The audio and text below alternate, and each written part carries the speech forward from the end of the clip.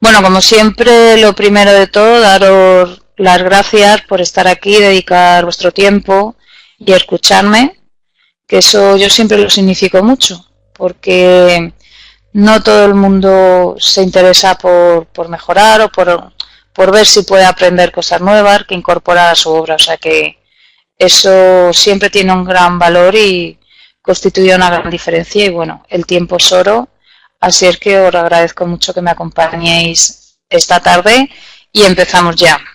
Os voy a explicar 7 claves que se corresponden mucho con el método que yo he llevado en mis obras y que enseño ahora desde Procedimiento Constructivo Ardila. Y el método lo que busca es que de una forma fácil, paso a paso, tengamos menos agobio en la obra, que se dice pronto, pero bueno, ya sabemos todos lo difícil que es la obra y la presión que hay y los problemas que podemos llegar a tener, así es que cualquier cosa que nos alivie ese peso, pues bienvenida. Además, creo que podemos defender nuestros objetivos sin pisar a los demás. Para eso nos contratan para defender, obviamente, los objetivos de nuestra empresa, pero sí podemos hacer mucho a la hora de aunar sinergias. Las claves o los pilares, esta diapositiva no se ve muy bien, pero os la voy a ir explicando. Son, para conseguir beneficios económicos, lo primero, y seguro que de acuerdo conmigo, es en ir por delante de la obra. Si no vamos por delante de la obra, y recibo muchos emails de jefes de obra, que agradezco mucho, la verdad, y me cuentan su propia experiencia, lo que están viviendo, lo que han vivido recientemente, y a muchos la obra les atropella. Y claro, o sea, lo del tema de las modificaciones a última hora les desborda, pero es porque la obra ya pues les ha aplastado como un tsunami. No podemos controlar la obra si no vamos por delante y lo que vamos a ver es cómo ir siempre por delante de la obra. Y es que esto es fundamental para poder conseguir beneficios o nuestros objetivos económicos. Y por supuesto, como no somos perfectos, ni yo no lo soy, entiendo que nadie lo es, cometemos errores y hay errores en nuestra obra. Tenemos que tener también recursos para poder salvarlos sin que por ello nos alejemos de esos objetivos. Al final se trata de replicar mi método, no porque yo diga que es mi método, sino porque lo he ido perfeccionando durante muchos años a pie de obra. Y sé que funciona y sé que facilita la consecución de estos objetivos. Yo creo que me conocéis todos, pero si no me presento rápidamente. He sido jefe de obra, no llega a 18, son 17 con muchos años y lo he hecho de forma continua. Así es que conozco muy bien lo que es trabajar en época de bonanza y en época de crisis para una empresa organizada y para otra que no lo está tanto. Y todo eso, bueno, pues me ha facilitado mucho el desarrollo de este método. O digamos que me he enfrentado a muchos retos y al final pues ha salido este método.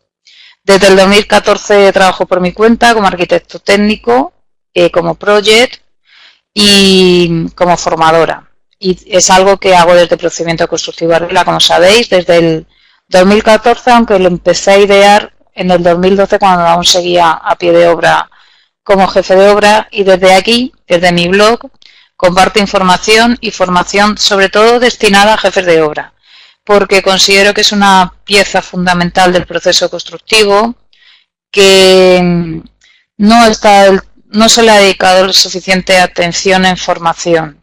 Y además la crisis ha hecho una gran laguna en la generación, bueno, lo sabéis vosotros mejor que yo porque todos los días hablo con algunos de vosotros de este tema, ¿no?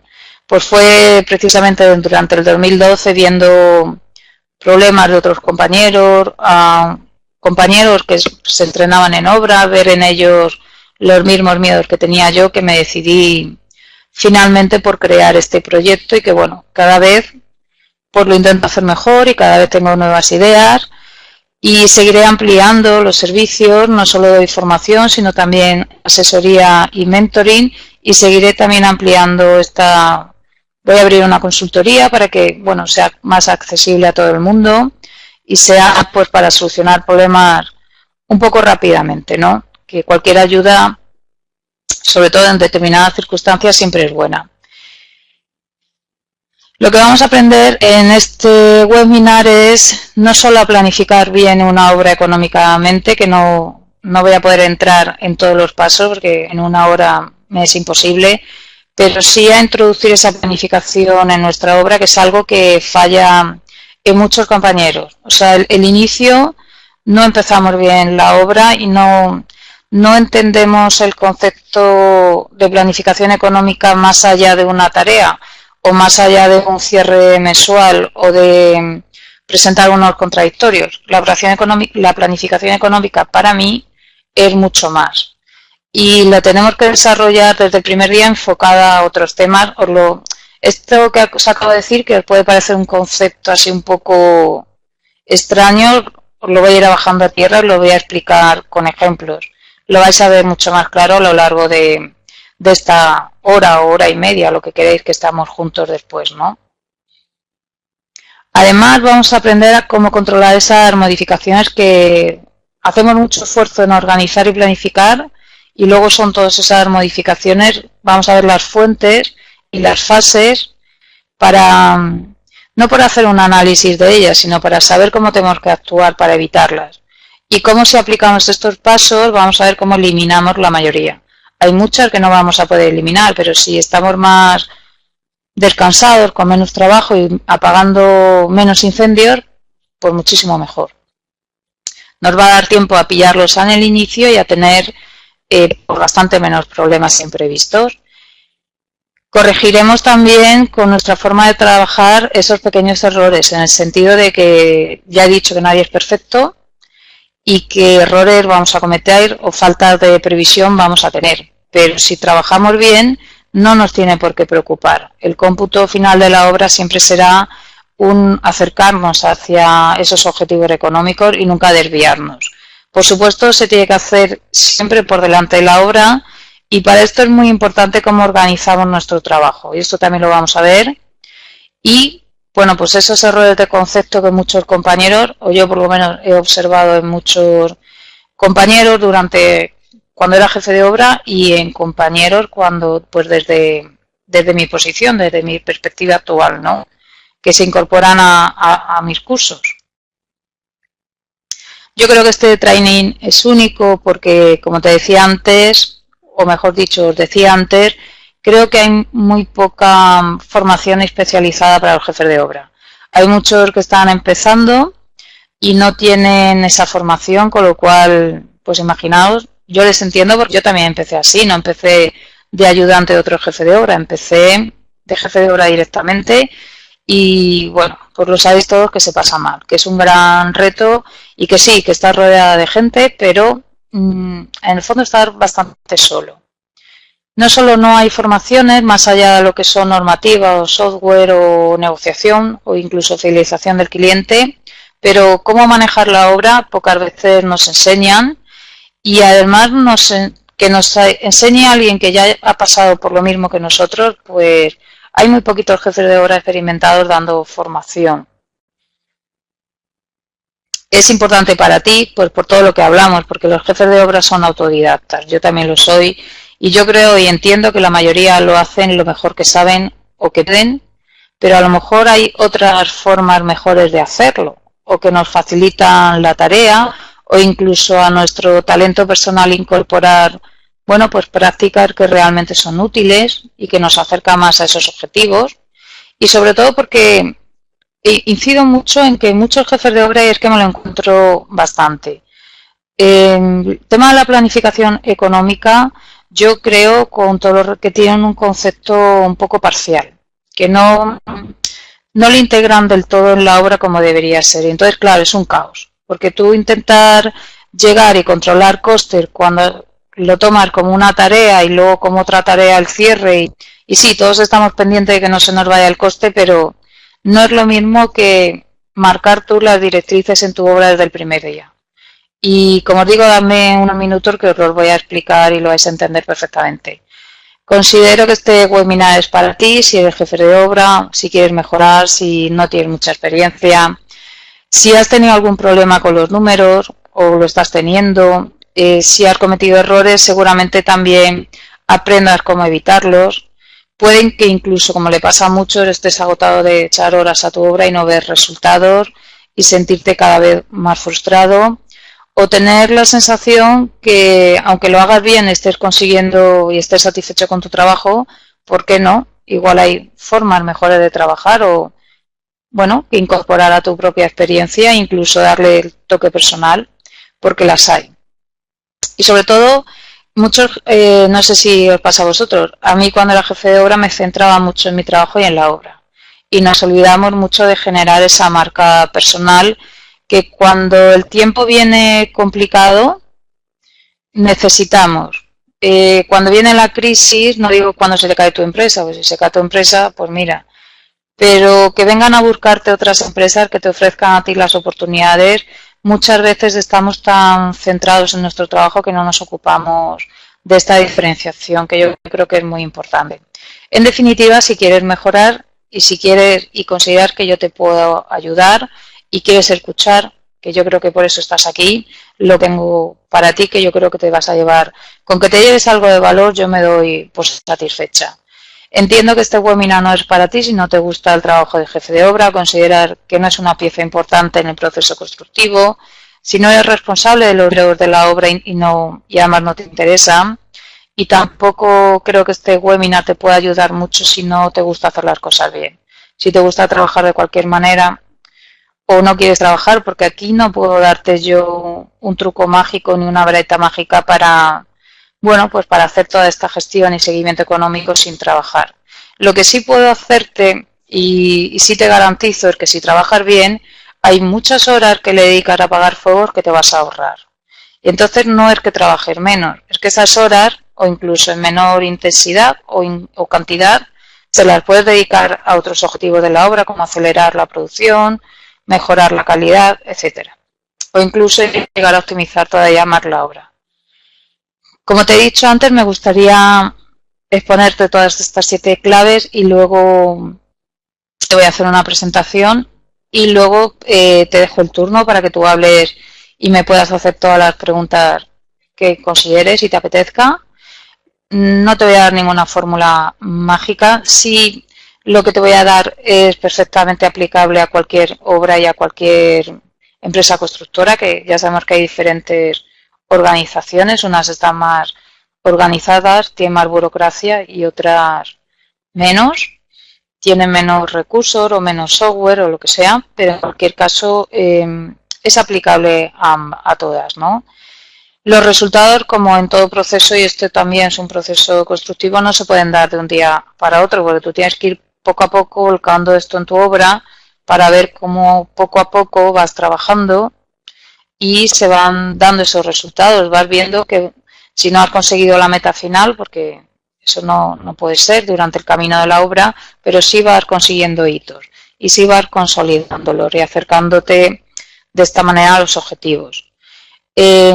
Si has leído algo de mi blog, ya he visto que algunos sí me conocéis, incluso habéis hecho algún curso ya conmigo. Sabes que a mí me gusta hacer las cosas bien. O sea, y creo que no está reñido con ir rápido, al contrario, creo que si te lo montas bien y lo haces bien, pues meteré al acelerón. Hay decisiones en la obra que a veces tenemos que tomar y que no son las que nos gustaría o las ideales, pero que toca. Y eso es una cosa. Otra cosa es el que te da igual todo, ¿no? Es algo distinto. Es verdad que a veces tienes que tirar para adelante, no te queda más remedio, pero hay circunstancias y circunstancias.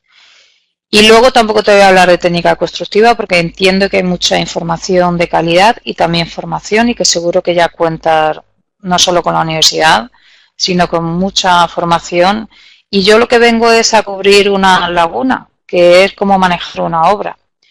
Y en cuestiones técnicas y en cuestiones de construcción yo creo que hay eso, precisamente por muy buenas formaciones. Así es que yo no voy a abarcar ese aspecto, ¿vale? Me gustaría que me escucharas hasta el final, porque es como vas a ir viendo cómo poco a poco se va montando todo esto en la obra y en tu trabajo. Y además, si te quedas, bueno, pues te voy a decir cómo puedes acceder a las diapositivas para que no estés ahí, estés, sí, pendiente de lo que digo, pero que no estés cogiendo apuntes si no te apetece. Yo, como siempre digo, no te voy a pedir que todo lo que yo te diga te lo creas, porque lo digo yo y punto. Sí digo que en la medida en que tú puedas lo vayas incorporando a tu obra y a tu trabajo. Y reconozco que como yo ya lo he hecho en muchas obras, pues tengo ventaja y sé que funciona, pero aún así no te pido que me creas, te pido que lo incorpores a tu trabajo al día a día. El que yo haya hecho muchas horas y haya conseguido resultados, que no los he conseguido solas. También me gusta recalcar lo que es un trabajo en equipo, donde el jefe de obra es una pieza clave, pero que no deja de ser un trabajo en equipo, ¿no? Pero a pesar de haberlo conseguido, no significa que yo siempre lo haya hecho todo bien, ni muchísimo menos. Como ya te he dicho, empecé como jefe de obra directamente y me quería morir. El primer día, mi primer pensamiento fue que me había equivocado de carrera. Nadie me enseñó tampoco a planificar una obra y además empecé en obras más pequeñas donde ni siquiera te obligaban a planificar una obra, ¿no? Así es que poco a poco, de forma intuitiva o con lo que te iban exigiendo, con la ayuda de muchas personas, pero al final me entenderás porque sí es verdad que te sientes muy sola. Si tienes un jefe, no siempre sabe de obra porque no siempre es un técnico que haya pasado por tu puesto de trabajo y aunque sí lo sea y tenga muchos años de experiencia, pues no siempre te puede dedicar mucho tiempo. Al final he cometido, bueno, pues muchos errores. La verdad es que he tenido suerte y nunca he cometido errores graves o con graves consecuencias, pero errores sí he cometido. He tenido que aprender a aguantar la presión, así me he sentido muy sola, muy perdida y bueno, muy desesperada, también frustrada, pero bueno, poco a poco te vas tropezando, te vas levantando y a ver qué me decís en el chat. Ah, saludos a ti también. Perdón. Y bueno, al final son muchas horas a pie de obra y te tropiezas, te levantas, lo que es la resiliencia, ¿no? Y todo eso al final pues te da experiencia, muchos aprendizajes, porque todos los errores que cometas, sí hay un momento de frustración, pero estoy segura que la siguiente vez que se produce en tu experiencia, en tu camino, bueno, pues una experiencia similar, es un aprendizaje que tú ya tienes y no vuelves a cometer. Y eso es lo que me pasó a mí. Y como si de base lo que sí traía es que era al principio un poco perfeccionista, que también creo que está un poco reñido con ser jefe de obra. Porque como no tenemos tiempo y sí muchas tareas y funciones, creo que hay que hacer las cosas bien y correctas, que no perfectas, ¿no? Pero sí traía también de base que me gusta mucho la obra y la cuidaba mucho y eso también me ayudó, bueno, pues a ir superándome, a conseguir y enfrentarme cada vez a mayores retos, ¿no? Y claro, a mayores retos, pues mayores aprendizajes. Así es que llegó el momento, como te decía antes, que fue difícil para mí este proceso de bajarlo todo, porque yo lo hacía de una forma ya mecánica. Entonces, darme cuenta de todo lo que hacía y que por qué otras personas o otros jefes de obra no les iba tan bien. Al final es lo que siempre digo.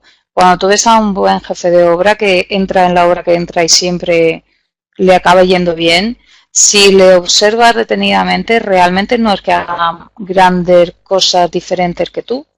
Por eso yo digo que son pequeños tics, pequeñas diferencias que se van sumando. Y claro, en una obra que, bueno, tiene la duración que tiene, puede ser una obra de reforma pequeña y exige muchísima agilidad, o puede ser una obra de 20 meses.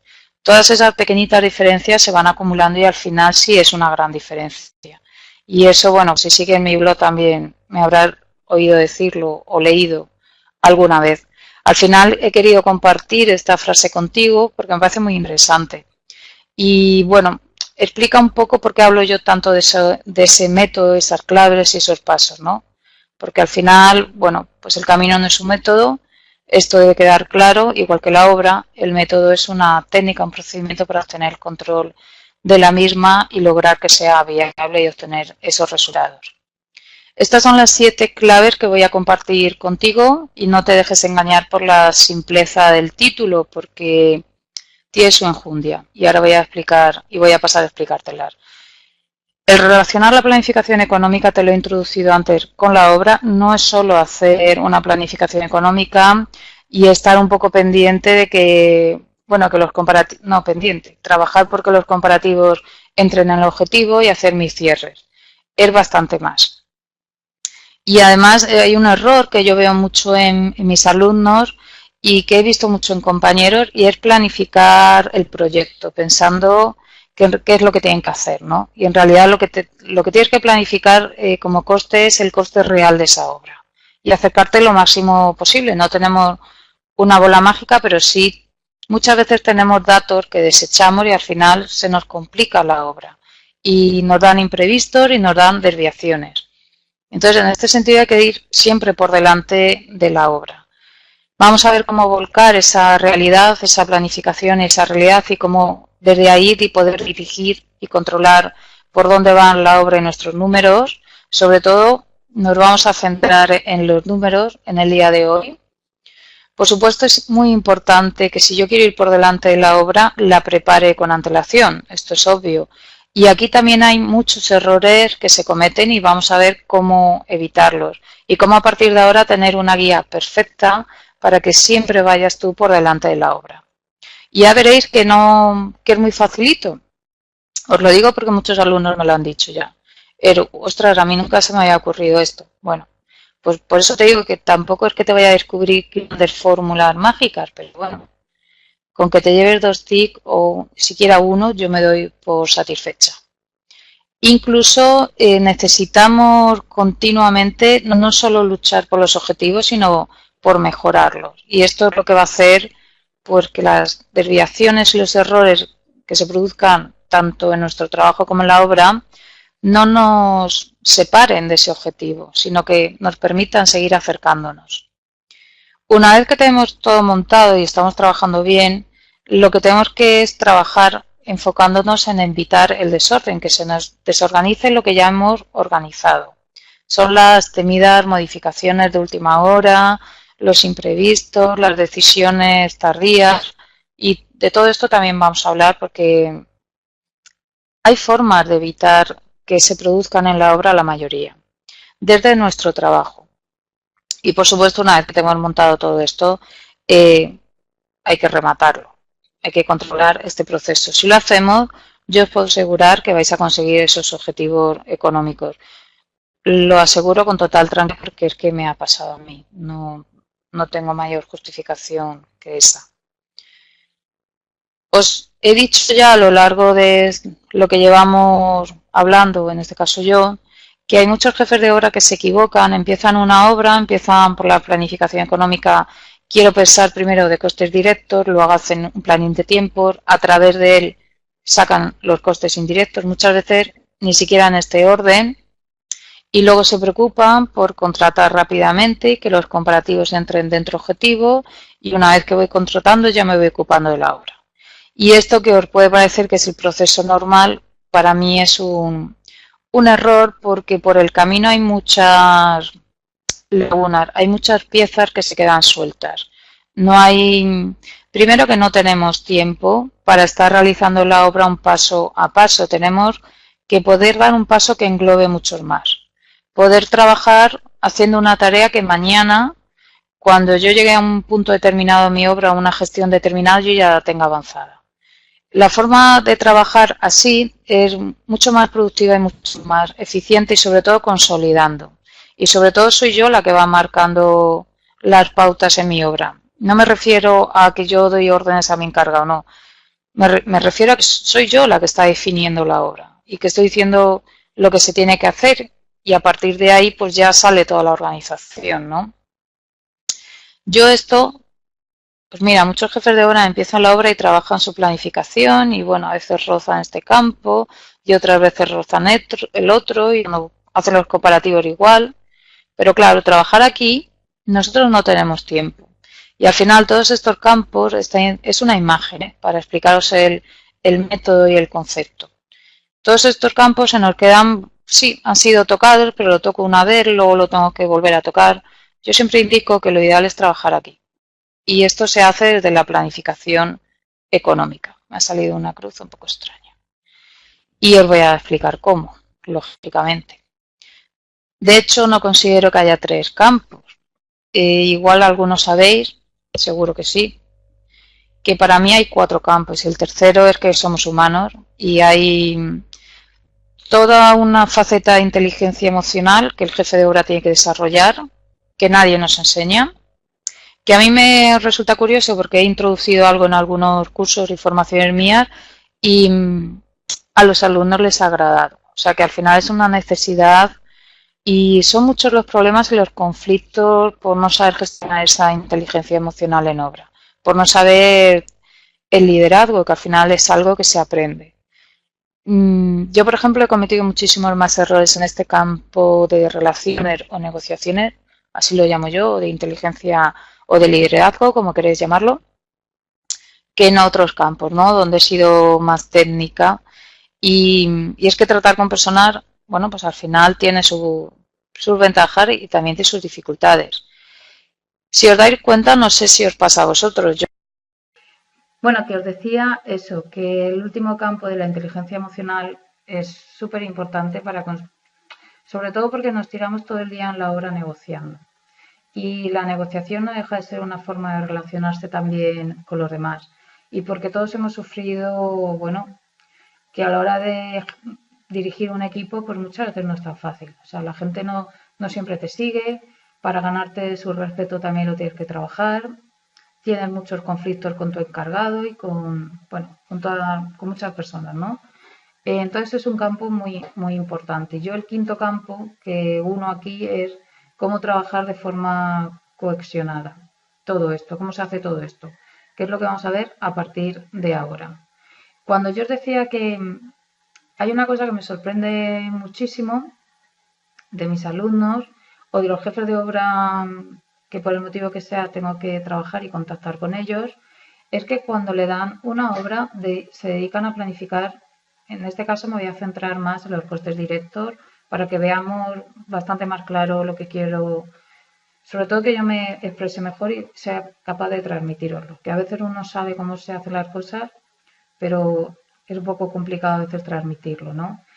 Está claro que los costes indirectos tienen que partir de un planning de tiempos, ¿vale? En el caso de los costes directos, yo lo que me he encontrado mucho y me parece un error es cuando se dedican a planificar solo el proyecto. Me parece un error porque, primero, si nos paramos a leer el contrato, que yo os lo aconsejo siempre, que le echéis un vistazo, no hace falta estar todo el día pendiente de él, pero sí hay que darle una rápida lectura y subrayar cosas que a veces son muy interesantes y que nos favorecen mucho en la gestión de precios contradictorios. No solo lo que es y cómo lo tengo que presentar, sino a veces incluso en obras cerradas nos abren la medición, sobre todo en cimentación, y es muy interesante hacer esta lectura y tenerla presente y subrayar los puntos fuertes. Pero nuestro contrato no es solo el proyecto, implica toda la obra y todas las circunstancias que se dan. Quedarnos solo planificando el proyecto es quedarnos no con la realidad. Yo necesito planificar lo que es el coste real de la obra, no el proyecto, porque el proyecto tiene, y de hecho yo nunca me he encontrado un proyecto perfecto, tiene errores, tiene lagunas, y ya no solo eso, es que hay una obra y hay un solar y hay unas circunstancias, incluso al inicio es posible que yo no tenga tiempo y no me haya dado tiempo a estudiarme el proyecto donde no solo, bueno, en este país, en España, el presupuesto del proyecto no es el documento más importante según el código técnico. Y ni siquiera lo es los planos. Y eso a la hora de defender precios contradictorios, pues nos complica la vida. Y a la hora de que haya una contradicción entre documentos, que tiremos por el camino, vamos a decir, más fácil, no es lo más inteligente para nosotros. ¿Por qué? Porque nosotros tenemos que planificar lo que va a costar la obra en realidad. Luego tendremos que ocuparnos de gestionar todas esas modificaciones que necesariamente se van a producir y que además nosotros vamos a trabajar porque se produzcan y por ahorrar costes. Pero yo no me puedo quedar solo en el presupuesto del proyecto. Incluso puede que no me haya dado mucho tiempo y no haya contactado ni siquiera con la propiedad de dirección facultativa, pero normalmente sí es verdad que puede haber tenido una reunión y en esa reunión Si no es en la primera, es la segunda, empiezan ya a marcar sus pautas. Y eso sí lo puedo ir integrando. Al final se trata de definir lo que voy a ejecutar, porque esa va a ser la realidad de la obra. Es que yo al principio no sé lo que voy a ejecutar. Bueno, pues en ese caso voy a planificar el caso más restrictivo. No me tengo que ir al otro extremo a ser súper conservadora y no. De lo que tengo, de las circunstancias del proyecto y tal, lo más restrictivo, que para ganar y colgarme medallas siempre voy a tener tiempo. También me interesa mucho quién lo va a ejecutar, cómo se organiza mi obra, cómo es la política de mi empresa y, por supuesto, las mediciones, que yo sé que son un gorro para todos los jefes de obra, porque, bueno, porque sí, porque son muy latosas y no tenemos tiempo y es un trabajo un poco aburrido, pero precisamente si os acordáis de la imagen que os he puesto anteriormente, las mediciones yo sí os recomiendo que siempre las hagáis. Si no os da tiempo, cuando tenéis que planificar costes directos, que sí las hagáis antes de contratar a un subcontrata, porque tan importante su precio es la medición como el precio unitario. No podemos ir a obra sin saber cuánto nos va a costar el subcontrata en total, y si no tenemos las mediciones revisadas por nosotros, es una interrogación muy gorda que tenemos. Podéis tener un ayudante que sea él el que revise la medición, pero es que yo he tenido proyectos donde el departamento de estudios ha hecho la revisión de la medición, el proyectista también, se ha contratado a una persona externa y aún así he vuelto yo a medir y no coincidía, porque para medir bien, primero tienes que conocer los criterios de medición, que es posible sin menospreciar a nadie, porque cada uno tiene su expertise, que no conozcan o no controle. Eso es lo primero.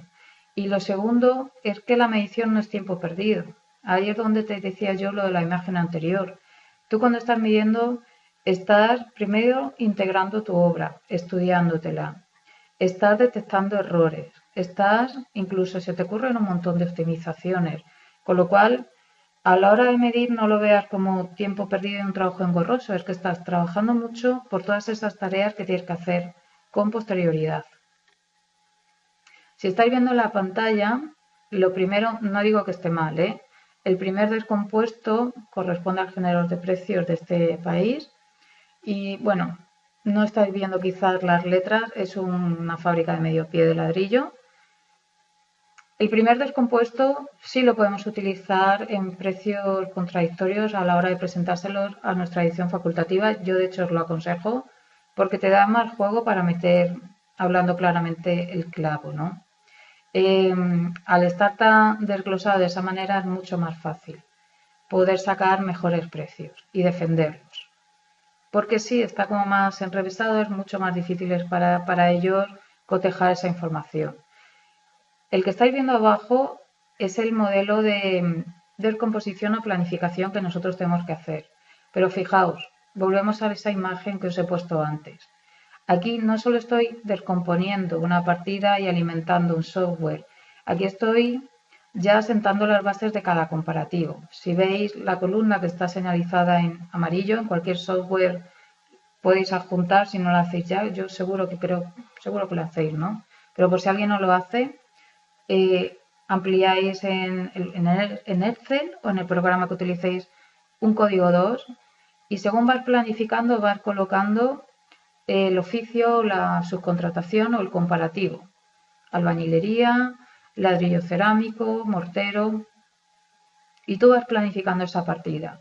Pero la vas planificando según por lotes de contratación y según cómo vas a contratar la obra. Y ya desde aquí vas metiendo imponiendo los criterios de medición. Está claro que hay unos criterios de medición que están generalizados, pero al final vamos a negociarlo todo y yo puedo imponer también, yo creo que mi obra se haga así. Luego yo hablaré con el subcontrata o él dirá, pues yo mira, este precio no lo hago así, o sea, que será ya una segunda fase de contratación. Pero yo así tengo que ir poniendo encima de la mesa e ir sentando bases y lo hago desde la planificación.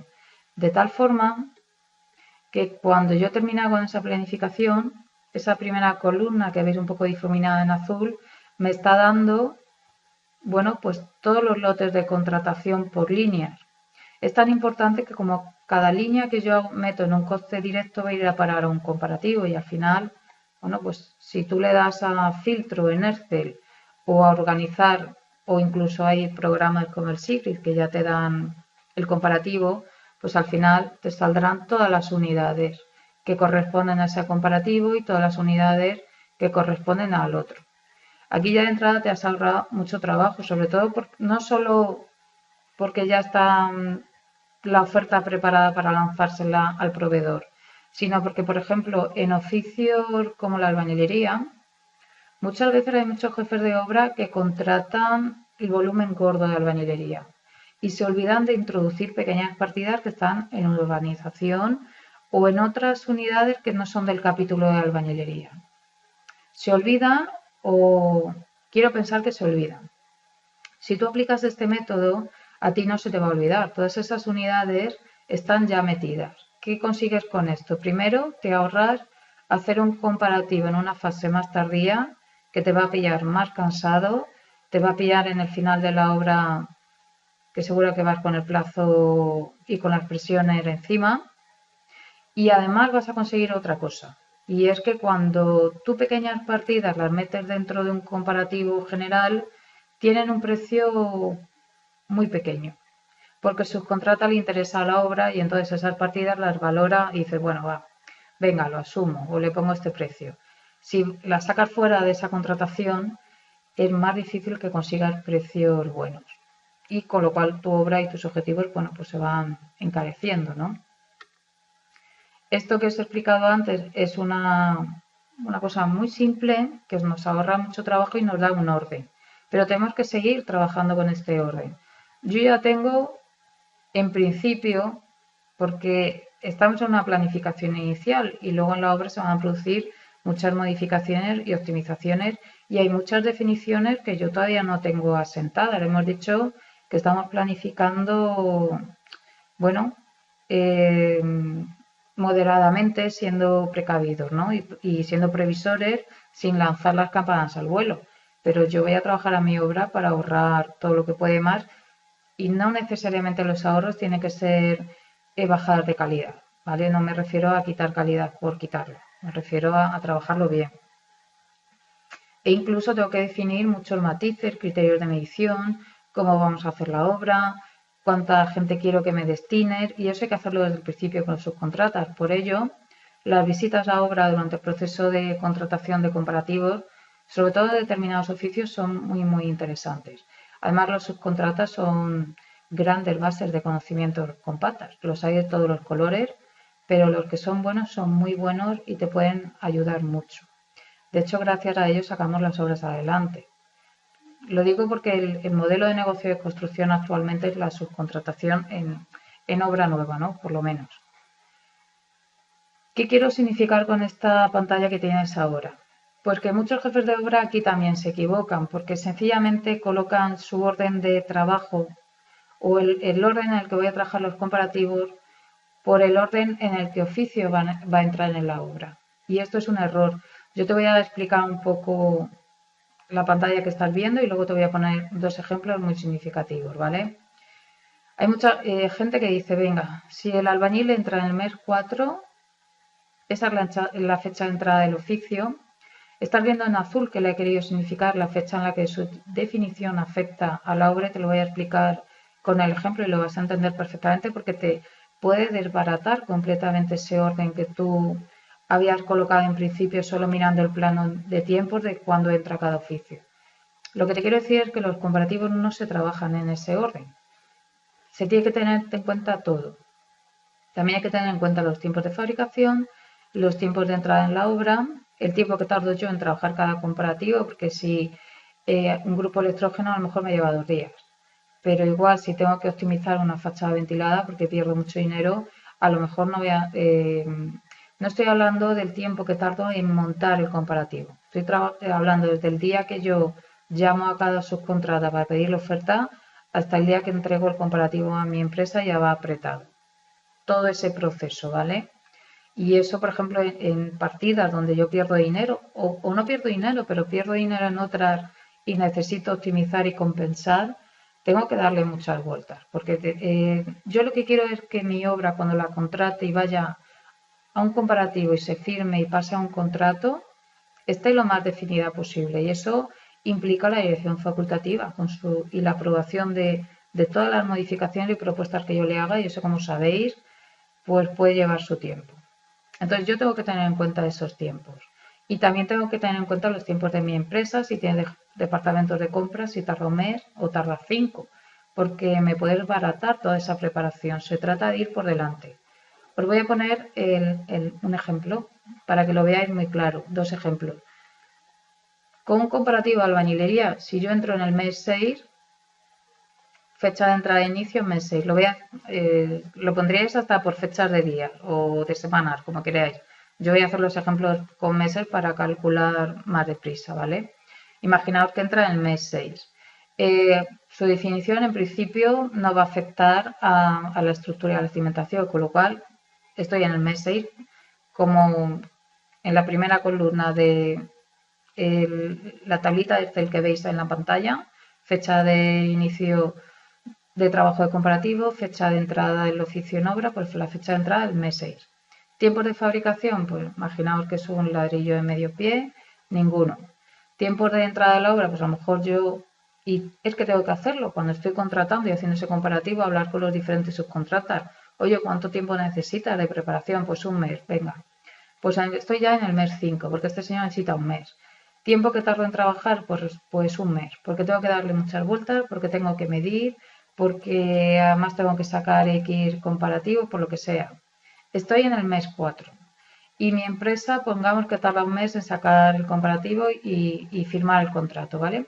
Pues en el mes 3. De un comparativo que entraba en el mes 6, resulta que lo tengo que preparar con 3 meses de antelación.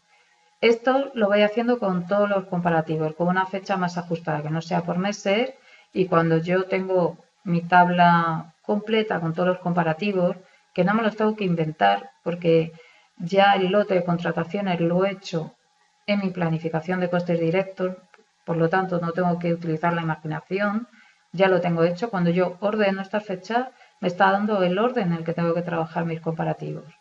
Y ahora os voy a poner ese ejemplo significativo que estáis viendo señalizado, por ejemplo, en los ascensores. Fecha de entrada en obra, me lo voy a inventar, en el mes 10. Sigo y luego vuelvo a la línea en azul. Tiempo de fabricación, pues 6 meses. Entra en el mes 4. Tiempo de entrada en la obra, pues el ascensorista me ha dicho que un mes. En el mes 3. Tiempo que tardo en trabajar el comparativo. Pues nada, tardo una semana, pues sencillo, fácil y no es significativo. Estoy en el mes 3, por no andar con decimales, ¿vale? Y mi empresa tarda, pues venga, son 15 días. Más los 15 del tiempo que yo tardo, pues estoy en el mes, me he perdido, mes 10, 6, en el mes 3, ¿no? 2 o 3. Bueno, yo pudiera colocar fecha de inicio de empezar a trabajar ese comparativo en el mes 2-3, pero si hago caso a la línea en azul, la definición me afecta al foso. Cada máquina de diferente marca tiene un foso. Si yo quiero ser muy escrupulosa, que yo lo que os digo es que intentéis serlo en la medida de lo posible, que para que haya ajustes ya se encarga Laura y todos los demás, yo quisiera tener definido ese foso antes de hormigonarlo. ¿Por qué? Porque si no, para curarme en salud voy a tener que coger la medida con holgura más grande de todos, pero para tener esa medida también tengo que contactar con las diferentes empresas, con lo cual ya estoy empezando a trabajarlo desde el mes 1, no desde el mes 3 ni el 2, no sé qué cuenta había sacado, la que me hubiera salido, sino desde el mes 1. Es que además si yo no lo hago y soy lista, porque a veces toca, y te quedas con esa holgura para no quedarte nunca con un foso más pequeño de lo que se corresponde, pues al final tienes que mandar un cerrajero. Y eso pues depende del número de ascensores y de la altura y tal, después 1.000, 2.000, 3.000, 4.000 euros. Que si tú ya sabes cómo funciona tu empresa o cómo vas, los puedes tener incluso en cuenta en tu planificación económica porque se van a dar. Y si no quieres tenerlos en cuenta, intenta sacar ese comparativo cuanto antes. Si lo puedes sacar, pues ese costo que te ahorra. Yo lo que hablo siempre es ser realista, y esto es así, pero fijaos cómo haciendo este sencillo razonamiento de un comparativo que tú podrías estar preparando en el mes 3, pues resulta que no, que lo tienes que preparar al principio, que te ahorras dinero si lo preparas al principio. Pues un poco pasa esto con el resto de la obra, ¿vale? Al final, sí es verdad, como he dicho, que la obra y todos los demás nos van a producir muchos desajustes y nuestros propios errores también. Y por eso no es solo que ya nuestra empresa nos lo pida, sino nosotros siempre tenemos que estar trabajando por optimizar esos costes. Y para ello lo primero que tenemos que saber es cuáles son los puntos débiles de mi contrato. Y es necesario, y una vez lo digo más, saber y conocer las mediciones. Yo he visto errores, por ejemplo, en la partida del yeso de 2.000 metros cuadrados. Ahora echar cuenta de cuánto se te puede desviar si tú no has medido. Si no tenéis tiempo de medir, que la verdad que el inicio de una obra y su preparación tiene muchísimo trabajo para el jefe de obra. Entonces yo sé que es muy difícil medir todo, pero sí podéis medir a lo mejor las partidas que son más representativas, las que tienen más unidades y las que tienen más importe. Imaginaos un forjado, yo lo mediría, porque un forjado pongamos que tiene 60 euros el precio unitario. Si yo me desvío 100, me estoy desviando 6.000 euros. Yo eso sí tengo que medirlo a la hora de planificar, ¿vale? Y antes de contratar, sí o sí, por tener ese control. Porque si yo además dejo la medición a mi ayudante y las proformas y tal, no estoy controlando lo que se le está pagando a ese subcontrata y el subcontrata al final sabe quién le paga y hace caso a don dinero. Entonces, si quieres llevar el control de tu obra, yo en una obra lo digo mucho y es verdad, me encontré que mi jefe de producción se había equivocado 400 metros cuadrados con el azulejo, era una obra muy grande, ¿vale? Era más de 200 viviendas. Y en realidad lo que me estaba diciendo es que no teníamos previsión suficiente, que tenía que hacer una ampliación, pero claro, yo no perdí mucho tiempo, yo ya tenía medido mi azulejo. Enseguida detecté dónde estaba su error, que el hombre se puede equivocar. Es que ya no es solo que nos vayan a engañar, es que también se pueden equivocar. No, imagínate si yo me meto con mi empresa a gestionar esa ampliación porque no he querido medir. Y además es que medir te da ese control. Tú sabes lo que hay en tu obra, lo que se le está pagando. Cuando tienes que hacer una proforma no hace falta que vayas con el metro a medir con todos los subcontratas, que si tienes 40 te puedes morir.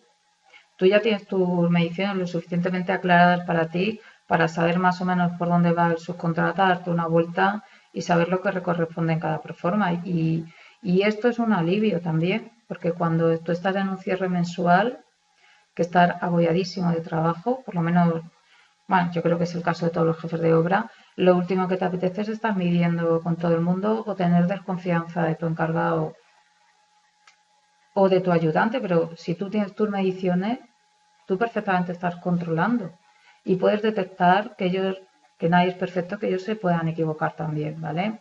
Además, todos sabemos que hay muchos favores y muchas horas que no llegan al jefe de obra que se pagan con mediciones. Y tú, si esto no lo controlas, se te está desviando la obra también, sin que tú lo sepas. Se te va a desviar, porque tú no sabes, tú piensas que los metros que te están diciendo a veces van a metros ejecutados y muchas veces no. Ahí hay favores que a lo mejor a ti no te llegan y esto también es una buena forma de controlar ese proceso.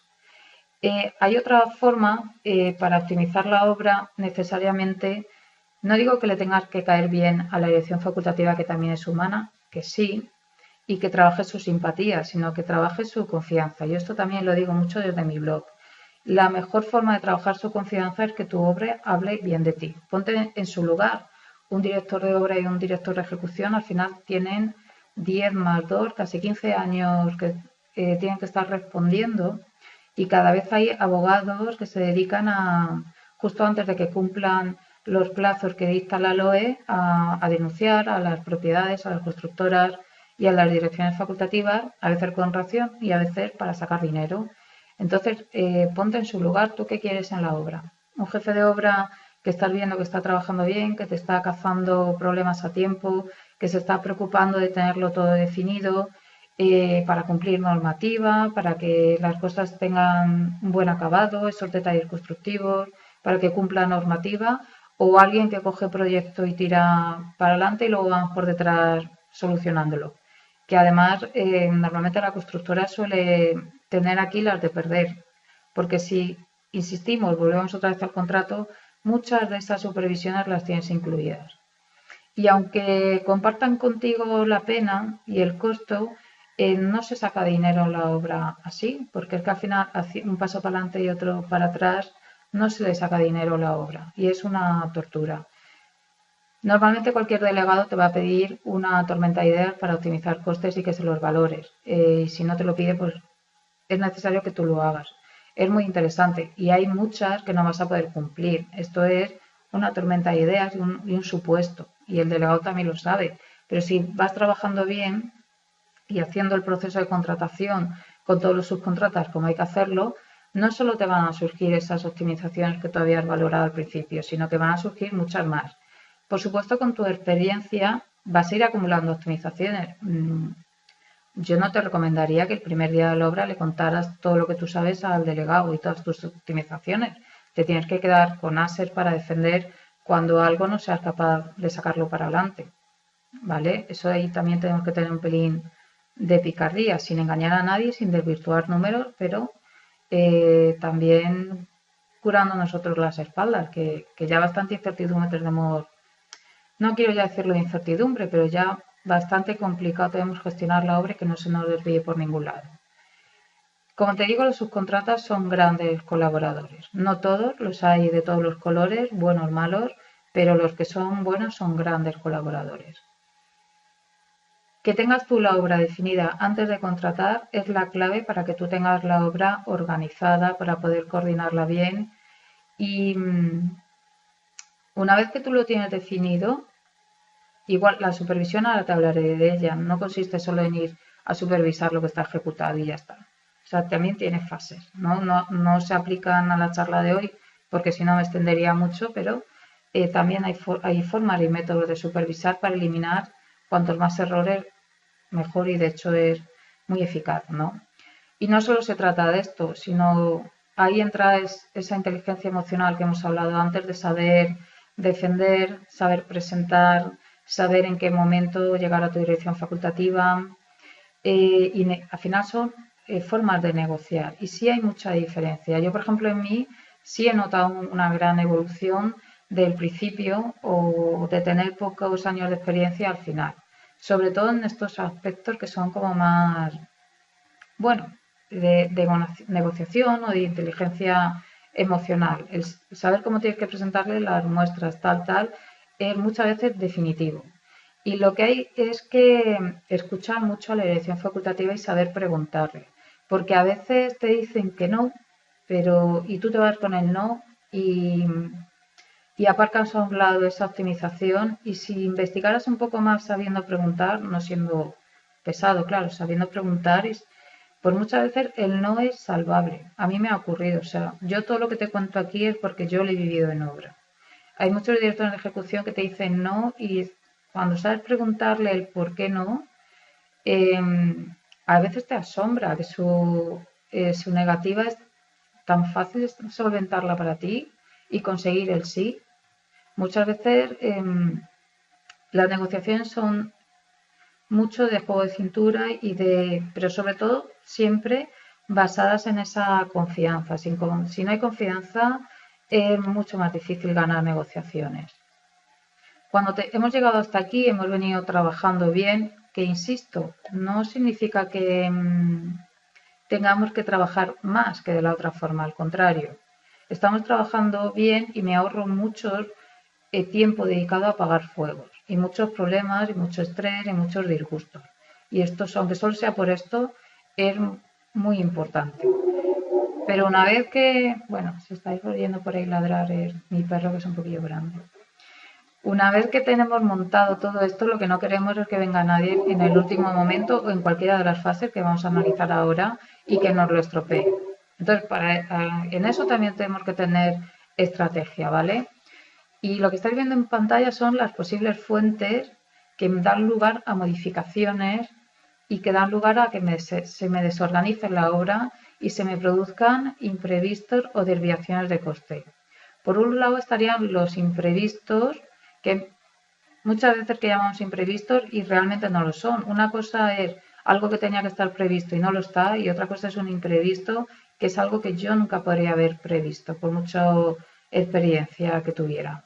Estos no los podemos evitar, porque como su propio nombre indica, es algo que yo no podía prever. Pero si estoy enfocada, trabajando bien, sí tengo tiempo para detectarlos en su nacimiento, que me va a ser más fácil solucionarlos, y sí tengo tiempo para dedicárselo, para solucionarlo sin que el resto de mi obra sufra. Esto sí es una gran diferencia. Hay otras modificaciones que introducimos nosotros por necesidades del guión, yo lo llamo así. Quiere decir que, bueno, pues te ha fallado alguien, por ejemplo, y necesitas producir y cambias la organización que tenías. Estas no las queremos evitar porque son herramientas y decisiones que nos ayudan a conseguir los objetivos de producción o el objetivo del que sea, ¿no? Estas tampoco las vamos a tratar, pero sí vamos a tratar los errores de nuestra organización, de nuestro equipo, que son muchas veces malentendidos, de comunicación, hay que saber delegar. Por eso, si tú tienes todo definido y además sabes cómo definirlo y por escrito, vas a ahorrarte un montón de modificaciones que vengan o de errores que vienen por esta fuente. Hay errores de previsión, me puedo haber equivocado yo en cualquier cuenta, en cualquier número, en cualquier consideración. Y también están las indicaciones tardías de la dirección facultativa. Estas, si venimos trabajando, como yo os digo, con el orden de esos comparativos, de verdad que os ahorráis la mayoría. El 80% las vais a eliminar. Porque además cuando tú estás trabajando una contratación, estás toqueteando las unidades, no solo te preocupas por trabajar con la dirección facultativa esas modificaciones u optimizaciones que quieres introducir. Estás trabajando la definición hasta de lo que está proyectado. Y muchas veces, y además de una forma natural, no pesada ni insidiosa, son ellos los que te van contando y te van diciendo y te van preguntando, y tú todo esto lo reflejas y queda por escrito.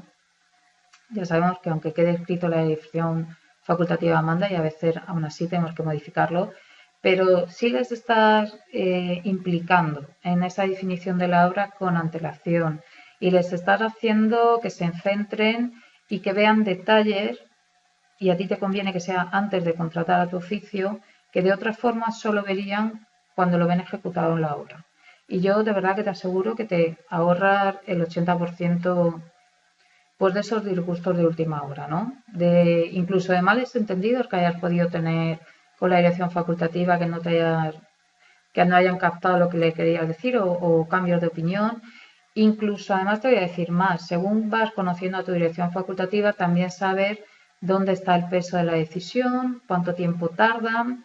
Ahí es donde hay que ser inteligente y saber prepararle muestras y darle todo como muy preparado y muy mascado. Dejarles decidir, porque les gusta decidir a ellos, o sea que igual te toca preparar más de una opción, pero dárselo todo muy marcado. Si le das un poco de información ahora, otro en la siguiente reunión, pues pasan 2 meses, no tienen toda la información de golpe y todo se retrasa. Por eso también es muy bueno tomar el comparativo con el subcontrata, tal, con la edición facultativa, estar muy enfocado en él, no se te olvida ningún detalle. Fijaos las fases en las que se puede introducir desorden o modificaciones en nuestra obra. En la fase de planificación yo hago una planificación y no cuento con toda la información y además voy a trabajar por modificar, ¿no? A mi favor, sin que por ello tenga que perjudicar la calidad de la obra, insisto. Si se me produce en esta fase, para eso tengo las revisiones y como voy a estar trabajando constantemente en la optimización, aunque yo en alguna unidad de obra me desvíe o aumente mi coste, no se me va a desviar la obra. Si se me produce antes de contratar al subcontrata, no voy a tener esas ampliaciones de contrato y voy a tener ese margen de optimizaciones para que igual cualquier modificación, y estoy hablando de modificaciones negativas, si son modificaciones positivas, pues muchísimo mejor, pero me estoy refiriendo al peor de los casos, ¿no? Donde tenemos un aumento de coste. Pues si es antes de contratar, por eso es tan importante que trabajemos tanto esa fase de definición de los comparativos. Y definición es todo, no es solo metro cuadrado de albañilería. Es criterio de medición, si tiene que llevar Murford, cómo hacemos con los encuentros con los pilares, si ponen ellos plástico, si no lo ponen ellos, todo. Pues si es antes de subcontratar, yo me estoy evitando una ampliación de contrato y estoy evitando marear también a la subcontrata. Con lo cual queda todo más ordenado. Si es ya contratado, bueno, pues esta fase ya en la 3 deberíamos evitarla, ¿vale? Esta fase no es nada deseable. Porque imaginaos que se trata de algo que está en proceso de fabricación y me lo modifica. Pues sería un horror. Porque no solo voy a entrar en discusiones de quién asume ese coste, sino que se me va a retrasar y me va a perjudicar no solo a ese oficio, sino todo lo que viene detrás.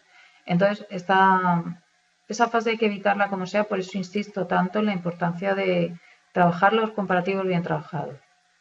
Y por último, está ya muy crítica cuando ya está ejecutado, porque no solo voy a tener todas las complicaciones de las fases anteriores, sino que con una decisión facultativa que tiene tanto peso, pues sí, nos vamos a pelear, yo prefiero decir negociar, pero si es error nuestro, o incluso muchas veces si es error nuestro, se vuelca sobre nosotros y aunque nos lo pague. Lo que no te van a pagar es el precio real, el coste real que tiene la obra y el perjuicio que tiene sobre todo la coordinación y la organización después. Una vez que yo he trabajado bien, me tengo que dedicar a controlar el proceso y eso viene por seguir trabajando bien cada comparativo en el orden que hemos marcado, trabajar toda la definición de la obra, hacer un seguimiento de gestiones efectivo, que no es yo encargo una cosa, sino yo encargo una cosa, perdonad es que es un poquito grande y está lejos, el perrito.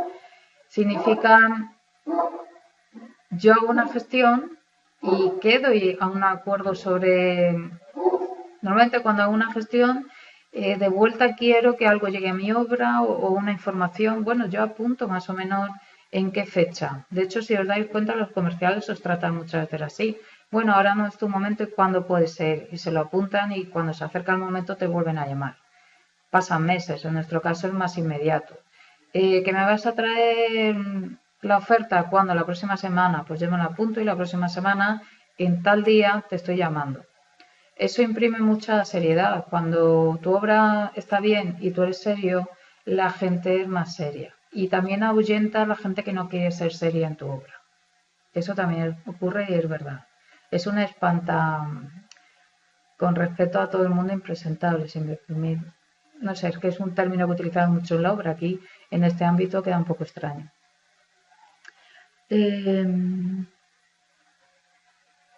Por supuesto, la supervisión de lo ejecutado, que como os he dicho, nunca es llegar a la obra y supervisar cuando ya está ejecutada. Hay diferentes fases dentro de cada oficio en la ejecución y si nos preocupamos por definirlo, por ver muy bien el inicio de ese oficio en obra, por supervisar que ese gremio o ese subcontrata tenga muy claro lo que yo quiero. Y cuando ya lo tiene claro y en mi obra puede haber algún desajuste, algún pequeño imprevisto, algún material de ferretería que falte y tal, pero cuando yo tengo solventado eso y ya fluye, entonces es cuando me puedo permitir el lujo de acelerar. Pero estoy supervisando lo ejecutado desde el inicio de la entrada del subcontrato, incluso desde antes, ¿no? En el seguimiento de gestiones. Por supuesto, optimizar y negociar, que he incidido mucho porque es súper importante en costo, pero también hay que hacer ese esfuerzo en plazo y se puede. Y a veces hay que introducir, bueno, pues esos sprints y esas aceleraciones que si se hacen sobre una base ordenada y definida, se pueden hacer y no pasa nada. Yo de verdad me gustaría quedarme aquí una hora explicando muchas cosas que he hecho y tanto técnica como de seguridad como de producción han ido muy bien. Y luego, por supuesto, el tema de definir también evita que nadie esté improvisando en tu obra.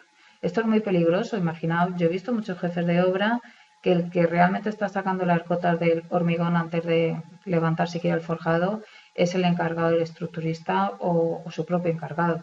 Hay una responsabilidad muy gorda Y es un trabajo muy divertido el plasmar las cosas en tu propia obra y que no venga nadie. Aparte que en obras se pueden confundir. Tú tienes medios tecnológicos que son mucho más exactos y más rápidos, ¿vale? Es también el punto 5 seguir trabajando tu obra y yendo por delante. Al final se trata no solo de construir bien sobre un edificio sobre una buena cimentación, sino de que tu trabajo esté bien construido sobre una serie de pasos y que cada paso lo des correctamente, gestionando no solo adecuadamente las modificaciones como hemos visto, que además es que, insisto, yo lo que os digo es que lo he hecho y lo he vivido en la obra, en varias obras, en muchas obras, cada vez como se insistía mejorándolo. También hay un error muy común del jefe de obra decir, joder, pero por ejemplo, una partida donde no hay precercos. Pues yo no la planifico porque no está en el proyecto, pero tú la vas a colocar sí o sí en la obra. Digo en el caso de que decidas ir al cerco con precerco y no al cerco directo. Entonces, ¿qué sentido tiene que no la planifiques?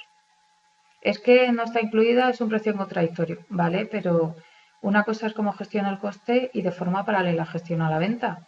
Yo voy a planificar el coste real de mi obra. Luego, por supuesto, me preocuparé de sacar ese precio contradictorio, pero una cosa no quita la otra. El que sea un precio contradictorio que es necesario en mi obra no significa que yo no lo planifique, si el coste se va a dar. Si además si no lo tienes planificado, al final, sobre todo con los software que tenemos actualmente, no vas a poder meterlo a comparativo y si no lo puedes meter a comparativo porque no tienes previsto, tienes que hacer una ampliación, dar muchas explicaciones, hacer mucha burocracia y se te retrasa todo, con lo cual esa forma de trabajar no tiene sentido. Y ahora sí voy a abrir tu turno. No sé si tenéis alguna pregunta. Si preferís hacérmela por el chat. Si veis que me acerco es que la edad estoy perdiendo vista ya. O si preferís, bueno, pues acceder al micrófono, como queráis. ¿No os atrevéis ninguno?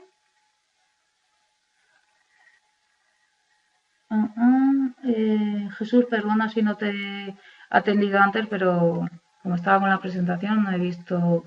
Pero bueno, me alegro que hayas podido acceder al audio finalmente.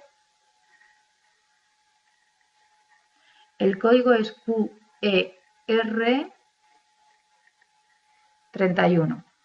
Q de queso, E de España, R de Roma, 31. Me podéis también consultar dudas sobre el programa o me podéis contar qué os ha parecido esta charla del día de hoy. Sí, os voy a escribir el código aquí. QER31. Ahí lo tenéis.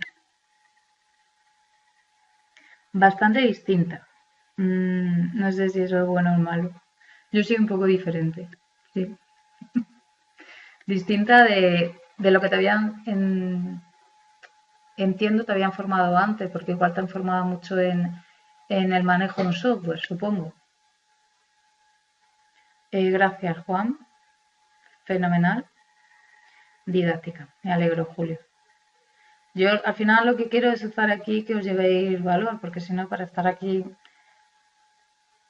hablando de cosas que a lo mejor nos interesen o también me podéis comentar, pues sí, y si no queréis ahora por email, pues me gustaría que lo hubieras dado o me gustaría saber más sobre este aspecto, sobre el otro. Yo siempre estoy abierta a escucharos, ¿vale? Gracias, Fernando. ¿Una consulta, Mario? Pues a ver, espera que te busco y te doy micrófono. Esperad, no me sigáis con el chat, que luego me pierdo. Un momentito. A ver. No te encuentro, Fernando. No. ¿Me podéis hacer la consulta por el chat, por favor? A nivel de software para empresas, pues para pequeñas empresas entiendo que te refieres a reformas y tal. En reformas he conocido empresas que trabajan con Excel Que yo el Excel, mira que es un programa que me encanta mucho, no lo recomiendo porque no sé si te ha pasado, pero igual tocas una fórmula sin querer y se te desvirtúan todos los números. Hay un software aparte del Presto que es el Sigrid, que yo es el que he utilizado como más completo, que además es multiusuario, permite al administrativo, cada uno tiene su rol y bueno, es el que están implantando muchas empresas y es muy completito. Tiene los contratos, los comparativos, puedes pasar de la planificación a los comparativos. Hay otros programas que manejaba HL que no, que tenías que ir fuera a hacer el comparativo en Excel, luego el control de industriales con todos los errores que puedes cometer por el camino y de esta forma no. Con el Presto, bueno, pues el Sigrid yo creo que funciona mejor, ¿vale? Gracias, David, muy amable. Bueno, David siempre es muy amable conmigo. Yo lo agradezco mucho. Y todos los demás también. Sigrid, sí, ese. Al principio es un poco ortopédico, pero luego hay que cogerle cariño porque la verdad que te ahorra, por ejemplo, el control de industrial, el que en otras empresas hay que hacerlo en Excel, el Sigrid te lo hace de forma automática.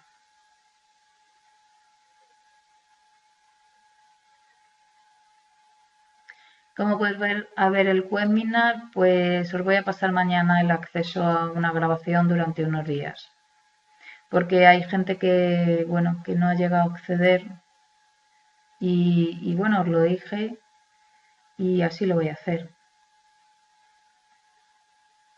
No, de esas aplicaciones no he escuchado. Lo que sí he conocido y participó conmigo en algún post a Carlos Flandes, que generó un software muy simple precisamente para llevar el control de reformas.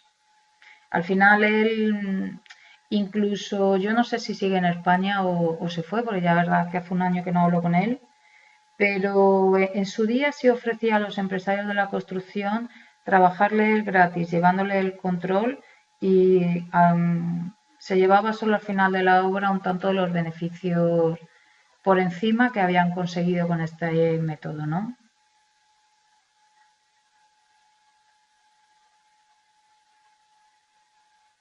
Gracias, Jesús. Me alegro un montón que te haya gustado.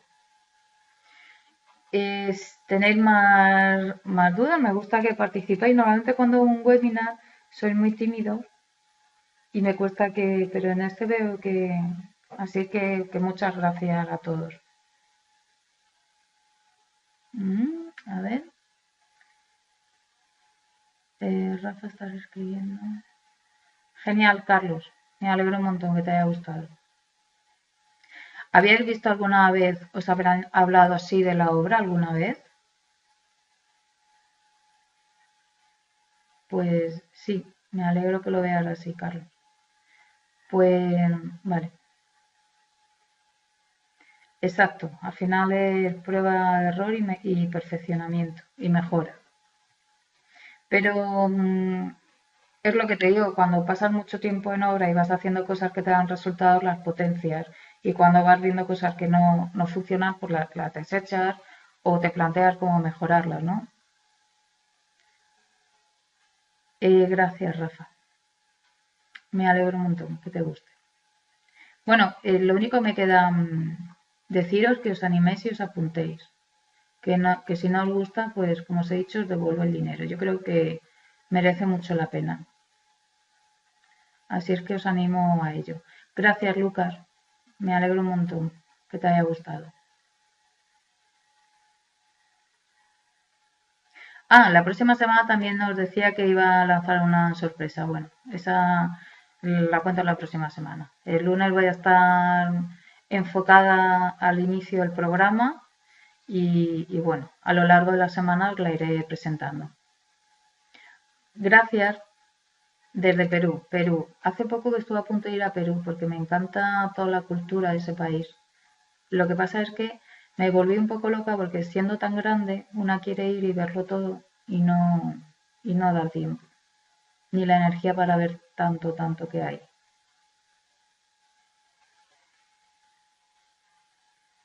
Ah, fenomenal, pues lo miraré el tema del software en la nube. Gracias, Rafa. Ajá, fenomenal. Muchas gracias por la información. Muy interesante. Mm,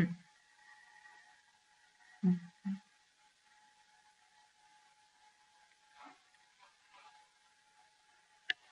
Bueno, yo si no me queréis ya ninguna duda, ¿o sí?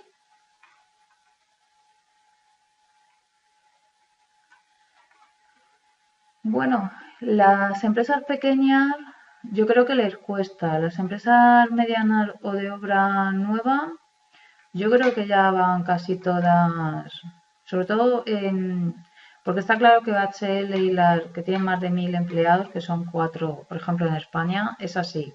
Pero las empresas medianas cada vez llevan más los números con el software. No deja de ser una forma de controlar al jefe de obra y controlar su obra. Porque si no lo controlan bien, igual se pueden encontrar con un problema muy gordo. De hecho, hay empresas pequeñas que funcionan por facturación, pero eso es muy peligroso porque mañana te puedes encontrar que a alguien se le ha olvidado tu factura y te encuentras con 5 facturas más encima de la mesa de las que tenías previstas. Gracias, Jorge. Los programas, sí, son caros, pero bueno, yo entiendo que para una empresa supongo que les desgravará y que al final les compensa porque es como todo. Lo que sale muy caro es estar perdiendo dinero en la obra. Esa es mi opinión, ¿eh? Y imagínate una obra de 8 millones de euros que tú no controles. O sea, puede suponer el cierre de la empresa. Entonces, pues depende cómo lo enfoques. Yo creo que todo lo que sea inversión hay que ver los beneficios que tiene antes de decir si es caro o no, ¿sabes? Yo no, yo si tuviera una constructora tendría un software muy completo también. Mm. Y obligaría a la dirección a saber manejarlo, porque eso es lo que ocurre muchas veces, o a mí me ha ocurrido, que los directores generales o los delegados no manejan el software, aunque sea tan fácil como darle un pantallazo y sacar un informe y te obligan a todo el trabajo que has hecho ahí, sacarlo fuera en Excel, ¿no? Y duplican tus horas invertidas en informar. Gracias, Carlos, me alegro un montón que pienses así.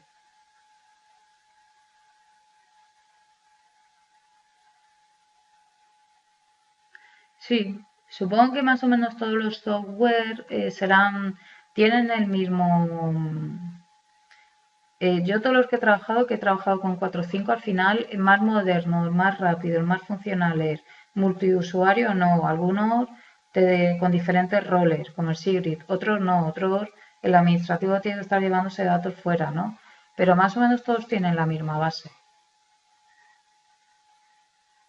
Mm. Incluso he asistido a muchas formaciones donde el jefe de obra preguntaba cosas que son de manejo de obra, no son de software.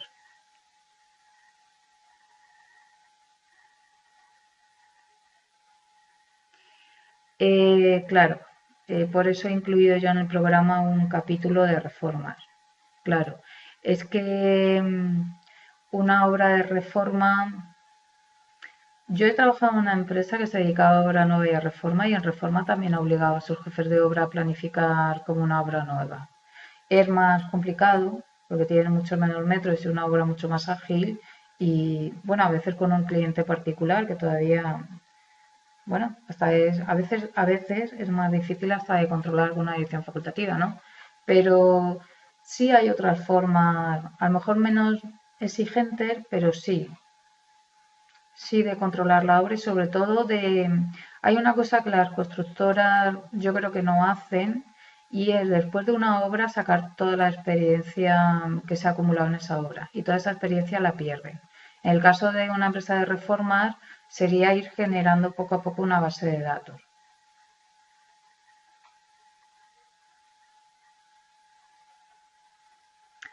Sí, también es más complicado. Bueno, es como todo. Yo empecé en reformas, ¿eh? Estuve 4 años en el inicio de mi carrera en reformas. Las realizaciones sobre algo que ya está construido, pues te dan más sorpresas, sí. Pero en una obra nueva, cuando las cosas no van bien, Primero tiene el hándicap de la seguridad, que es una responsabilidad que, bueno, en la seguridad hay que aplicarla a todas las obras, ¿no? Pero digamos que puede tener más riesgo y cuando una obra es grande, imagínate 200 viviendas, se te retrasa. Yo he llegado como segundo jefe de obra para arrancarla y a lo mejor tiene 6.000 euros de penalización al día por día de retraso. Cada una tiene su... Las dos tienen mucho mérito y en las dos se aprenden muchas cosas que se pueden aplicar a las otras. El valor de las lecciones aprendidas, pero no llegan a guardarse en la empresa por la gente de arriba. Exacto, ni para la gente de arriba ni para la gente que entra. Si yo por ejemplo, he estado en una empresa que el departamento de estudios siempre cometía los mismos errores, ¿no? A la hora de estudiar la obra. Y es una pena. Eso te iba a comentar, trabajar con la administración es menos complicado que con particulares. Y fíjate que la administración luego también tiene muchísima burocracia, porque como tengas que hacer un modificado como en el Ayuntamiento de Madrid, te puedes morir. O sea, luego sí tiene más procedimientos, pero sobre todo el particular, bueno, pues está en su casa y lo que quiere, y muchas veces no tiene las ideas claras. Y entonces el hándicap del jefe de obra o de la persona que está atendiéndole es precisamente que confíe en él, saber asesorarle y bueno, son obras muy cortas y más dinámicas.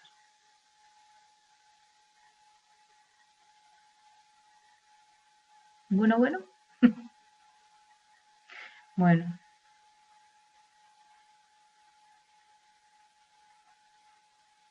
Hmm. Tampoco lo que yo digo tiene que ser la realidad, ¿eh? Que cada uno luego tiene su propia experiencia.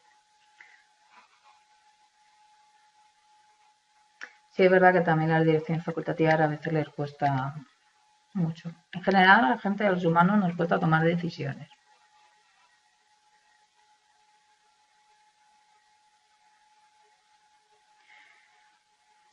Ya, sí, la Junta, sí. Pues en Cáceres estoy yo ahora, fíjate. Qué bien. Ujú. Yo creo que cada obra tiene su hándicap y que de todas se sacan grandes aprendizajes. Así es que cerquita, cerquita de Cáceres estoy. Sí, a 20 minutos. Mm. Y que no porque sea una obra más pequeña o de menos millones es a veces más fácil. Es verdad lo que decía Laura y apuntabais otros, que en una obra de reformas te encuentras como un montón de imprevistos. Y también es cierto que cuando tienes experiencia, a mí me pasaba también saber más o menos según la edificación qué imprevistos te puedes llegar a encontrar. ¿Vale? Y no sé si habéis visto algún programa americano de estos que hacen reformas, que siempre hacen con el pladur, pero en vez de galvanizado con madera, y que la compras o la vendes, algo así se llama. Y pues resulta que es que nunca saben los imprevistos que hay.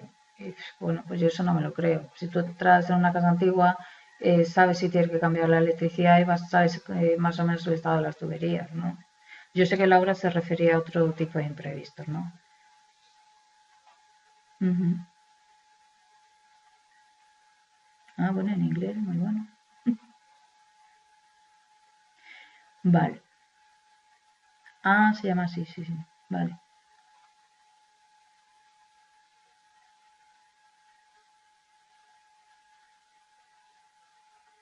Ya, pero eso yo creo, David, que ya lo hemos hablado algún día. Que sí hay direcciones facultativas muy difíciles, pero precisamente por eso yo no te digo que seamos superdotados y que podamos con todo, pero yo en mí sí he notado que cuando vas mejorando esta faceta de cómo presentarle las cosas, te quita mucho de encima.